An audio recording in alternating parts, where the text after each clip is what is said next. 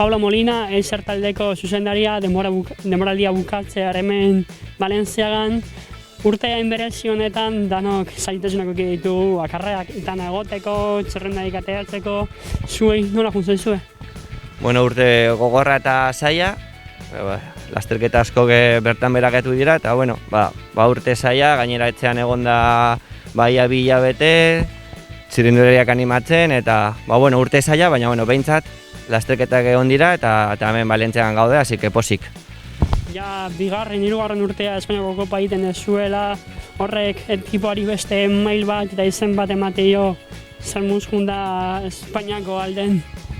Bueno, zaila eta gogorra da, eta guretzat inbertsio oso handia da, bai ekonomikoki eta bai jendeagatik, ze joan behar gara lasterketa guizetara eta bidaiak luzeak dira, asteburutan. Baina, gu uste dugu hori oso garrantzitsua dela guretzako, igotzeko, ez?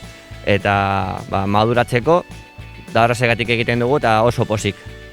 Ekipo indartsu aukitzen duzu normalen, batez ere atzerritarrekin, aurten koronabirusaren restrikzioak eta nola antolatu duzu ekipoa?